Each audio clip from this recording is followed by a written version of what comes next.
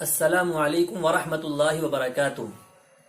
آج ہم تہجد کی نماز کی فضیلت کے بارے میں اور تہجد کی نماز کا وقت کب سے شروع ہوتا ہے اور کب تک رہتا ہے، تہجد کی نماز کی رکعتوں کی تعداد کتنی ہے، تہجد کی نماز کے لیے سونا بھی ضروری ہے اور تہجد کی نماز کی نیت ہم کیسے کریں گے، تو انہی تمام چیزوں کے بارے میں ہم آپ کے سامنے گفتگو کر رہے ہیں۔ تو یہ وہ تمام چیزیں ہیں جن کے بارے میں ہم بہت زیادہ کنفیوز رہتے ہیں۔ تو سب سے پہلے آپ تہجد کی نماز کی فضیلت کو سماعت فرمائیں۔ تہجد کی نماز کی فضیلت کے بارے میں جناب محمد رسول اللہ صلی اللہ علیہ وسلم نے ارشاد فرمایا، افضل الصلاۃ بعد المکتوبۃ قیام اللیل، کہ فرض نمازوں کے بعد سب سے افضل نماز تہجد کی نماز ہے۔ اللہ تبارک و تعالیٰ کو بھی تہجد کی نماز بہت پسند ہے اور جناب محمد رسول اللہ صلی اللہ علیہ وسلم کو بھی تہجد کی نماز بہت پسند ہے۔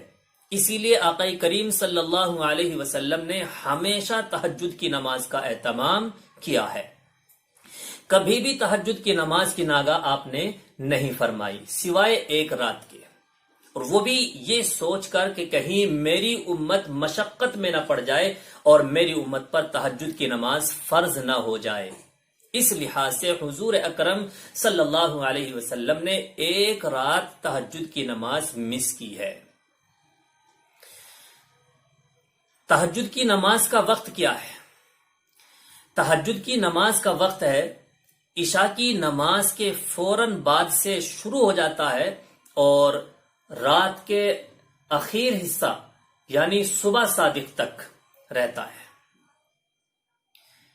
تو جو شخص عشاء کی نماز کے فوراً بعد تہجد کی نماز کی نیت کر لے اور وہ 2 رکعت 4 رکعت 12 رکعت تک جتنی بھی وہ رکعت پڑھتا ہے اور اس میں نیت کر لیتا ہے کہ میں تہجد کی نماز پڑھ رہا ہوں، تو اسے تہجد کی نماز کا ہی ثواب ملے گا۔ لیکن اگر تہجد کی نماز آخری پہر میں ادا کرے تو یہ سب سے افضل ہے، کیونکہ تہجد کی نماز کا سب سے بہترین اور سب سے افضل وقت رات کا آخری حصہ ہے، جس میں حضور اکرم صلی اللہ علیہ وسلم نے ارشاد فرمایا کہ جب رات کا آخری حصہ ہوتا ہے تو اللہ تبارک و تعالی آسمان دنیا پر نزول اجلال فرماتا ہے اور یہ اعلان کرتا ہے کہ ہے کوئی جو مجھ سے شفا چاہے اور میں اسے شفا عطا فرما دوں، ہے کوئی جو مجھ سے رزق حلال مانگے اور میں اسے رزق حلال عطا کر دوں، ہے کوئی جو مجھ سے اپنی پریشانی کا مطالبہ کرے اور میں اس کی پریشانی کو دور کر دوں۔ گویا رات کا آخری پہر ایسا ہوتا ہے کہ بندے کو اللہ تبارک و تعالی نظر رحمت سے دیکھ رہا ہوتا ہے۔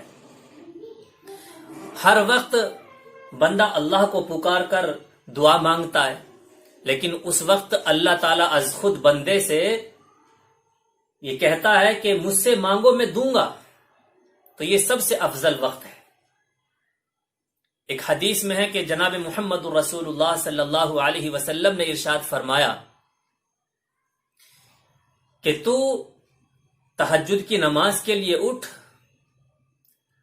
اور نماز پڑھ، تیرا یہ عمل اللہ کو بہت پسند ہے اور اس عمل کی وجہ سے اللہ تبارک و تعالی کل قیامت کے دن حساب کی سختی سے تیری حفاظت کرے گا اور مشک کے ٹیلوں پر تجھے بٹھا دے گا۔ تو یہ تہجد کی نماز کا وقت عشاء کی نماز کے فوراً بعد سے شروع ہو جاتا ہے اور صبح صادق تک رہتا ہے، لیکن سب سے افضل وقت رات کا آخری حصہ ہے۔ تہجد کی نماز کی رکعتوں کی تعداد 2 سے لے کر 12 تک ہے۔